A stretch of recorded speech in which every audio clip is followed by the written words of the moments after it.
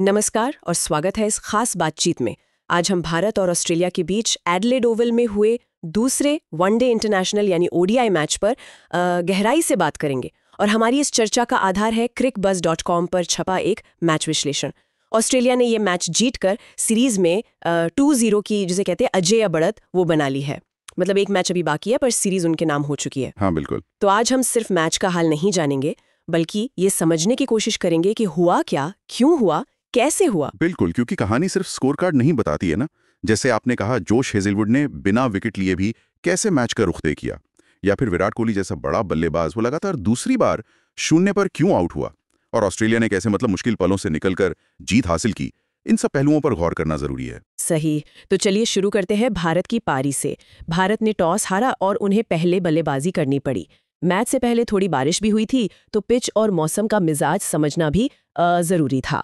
हाँ बिल्कुल, और कंडीशंस का फायदा उठाया जोश हेजलवुड ने। उन्होंने जैसे पर्थ की अपनी लय एडिलेड में भी जारी रखी। उनकी गेंदबाजी कमाल की थी, लगातार सही टप्पे पर, और गेंद दोनों तरफ हिल रही थी। सीम मूवमेंट जिसे कहते हैं। जी, सीम मूवमेंट। और मजे की बात यह है कि उन्हें शुरुआती स्पेल में कोई विकेट नहीं मिला, लेकिन उन्होंने रन बनाना लगभग नामुमकिन कर दिया था।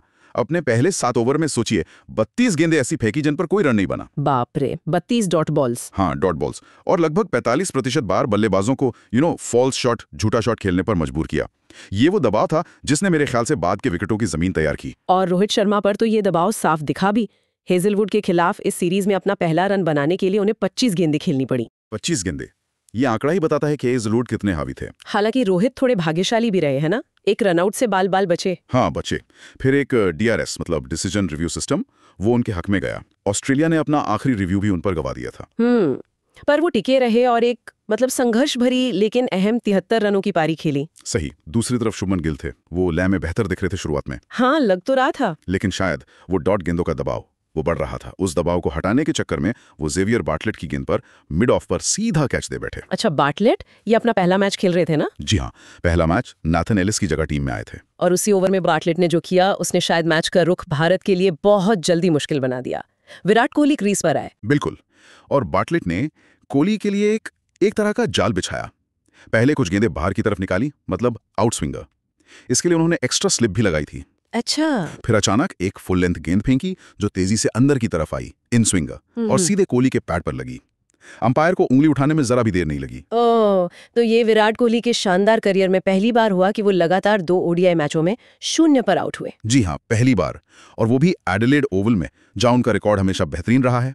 जब वो मैदान से बाहर जा रहे थे तो दर्शकों ने खड़े होकर तालियां बजाईं। हाँ। शायद ये एहसास था कि ये इस मैदान पर उनका आखिरी अंतर्राष्ट्रीय मैच हो सकता है। ओह, तो पावर प्ले यानी पहले 10 ओवर, उसके खत्म होने पर भारत का स्कोर था महज 29 रन पर 2 विकेट। बहुत मुश्किल शुरुआत। हाँ, वाकई बहुत मुश्किल। यहाँ से पारी को संभालना एक बड़ी चुनौती थी। और ये चुनौती उठाई रोहित शर्मा और श्रेयस अय्यर ने। उन्होंने सबसे पहले तो हेजलवुड का वो खतरनाक शुरुआती स्पेल 7 ओवर का बिना और विकेट गंवाए निकाल दिया। ये बहुत जरूरी था। हाँ, बहुत जरूरी।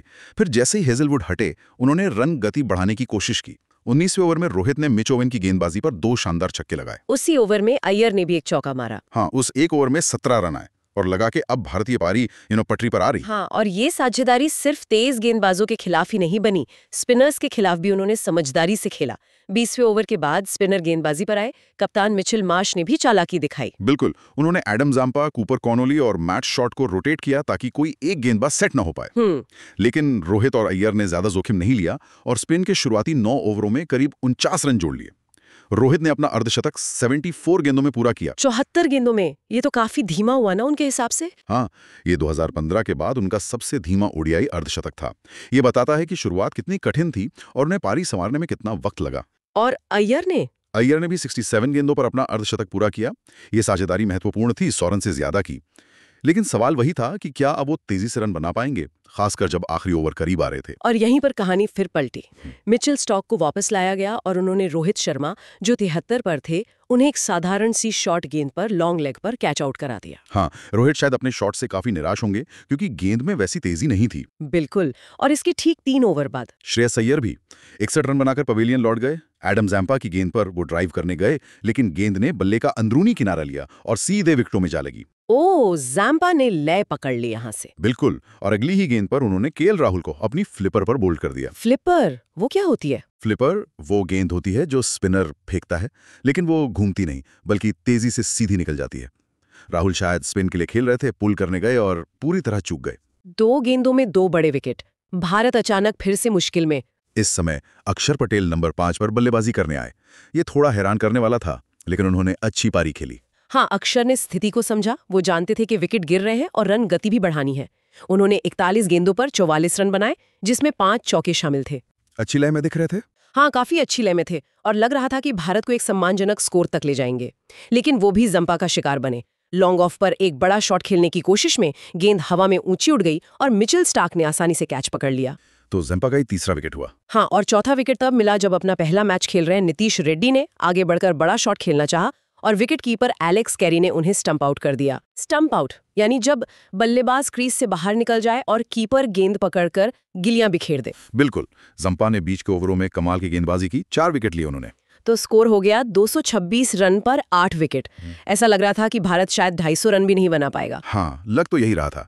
लेकिन यहाँ हर्षित राणा और अर्शदीप सिंह ने एक छोटी मगर बहुत ही कीमती साझेदारी की। अच्छा, निचले क्रम से ये रन आए। बिल्कुल, और ये अक्सर नजरअंदाज हो जाते हैं, लेकिन ये रन बहुत अहम थे। खासकर हर्षित राणा ने जंपा के आखिरी ओवर में जिस तरह बल्लेबाजी की, 3 चौके लगाए और उस ओवर में 16 रन बटोरे। वाह।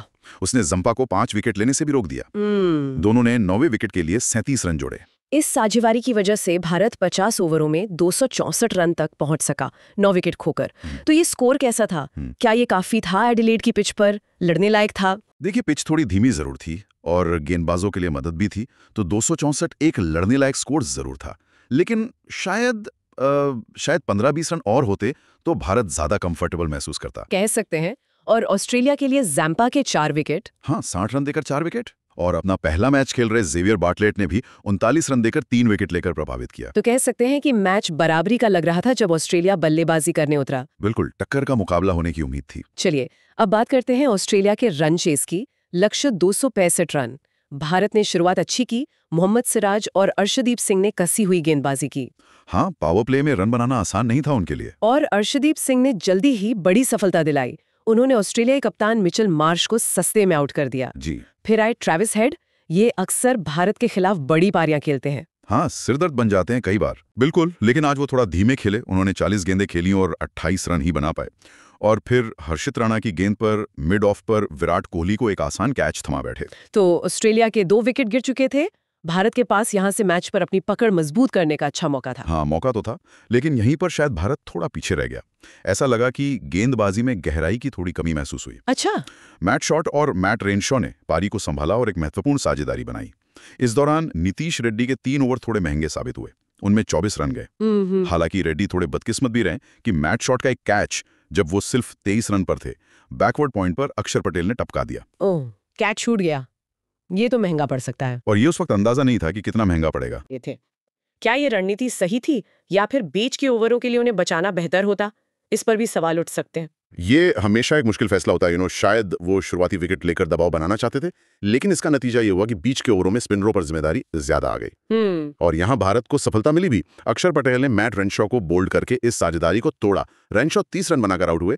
55 रन की साझेदारी थी। कैसे आउट किया? अक्षर ने अपनी गति थोड़ी कम की, करीब 83 किलोमीटर प्रति घंटा, और गेंद थोड़ी नीचे रही। बल्लेबाज को चकमा दे गई। अच्छा। और फिर वॉशिंगटन सुंदर ने भी विकेट लिया। हाँ, उन्होंने स्थानीय खिलाड़ी एलेक्स कैरी, जो एडिलेड के ही है, उन्हें अपनी फिरकी में फंसाया।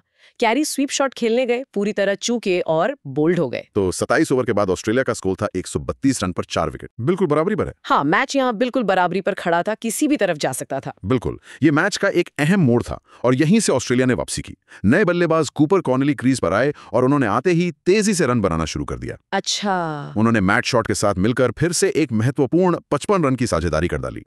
मैट शॉट इस समय तक अपना अर्धशतक पूरा कर चुके थे, 48 गेंदों पर। और फिर आया वो दूसरा जीवनदान जिसका डर था। मैट शॉट जब 55 रन पर थे तो वॉशिंगटन सुंदर की गेंद पर पॉइंट पर खड़े मोहम्मद सिराज ने एक बेहद आसान कैच छोड़ दिया। हाँ, ये बहुत बड़ा मोमेंट था। उसी बल्लेबाज का दूसरा कैच छूटा था। क्या यही मैच का टर्निंग पॉइंट था? इसे टर्निंग पॉइंट कहना गलत नहीं होगा, क्योंकि इसके बाद शॉट और कॉर्नेली और खुलकर खेले। कॉर्नेली ने अक्षर पटेल पर 2 चौके लगाए। फिर अगले ही ओवर में वॉशिंगटन सुंदर पर एक और चौका मारा। दबाव कम हो गया होगा ऑस्ट्रेलिया पर से। बिल्कुल, रन रेट का दबाव काफी कम हो गया। शॉट जिन्हें 2 जीवनदान मिल चुके थे, उन्होंने भी हाथ खोले। पहले वॉशिंगटन पर छक्का लगाया, फिर हर्षित राणा पर लगातार 2 चौके जड़े। हालांकि शॉट फिर आउट हो गए 73 रन्स बनाकर। हाँ, एक और बड़ा शॉट खेलने की कोशिश में हर्षित राणा की ही गेंद पर आउट हुए। लगा कि शायद भारत को एक और मौका मिला है, देर से ही सही। लेकिन तब तक शायद देर हो चुकी थी, और जो कसर बाकी थी वो नए बल्लेबाज मिच ओवेन ने पूरी कर दी। मिच ओवेन, इन्होंने क्या किया? उन्होंने क्रीज पर आते ही जैसे मैच का नक्शा ही बदल दिया। उन्होंने हर्षित राणा के एक ही ओवर में 2 चौके और 2 छक्के जड़ दिए। एक ही ओवर में? हाँ, सिर्फ 23 गेंदों में 36 रनों की ये पारी छोटी थी, लेकिन इसने मैच को पूरी तरह से ऑस्ट्रेलिया के पक्ष में झुका दिया। हाँ, उस ओवर के बाद ऑस्ट्रेलिया के लिए समीकरण बहुत आसान हो गया होगा। बिल्कुल, आखिरी 10 ओवरों में सिर्फ 48 रन चाहिए थे और विकेट भी हाथ में थे।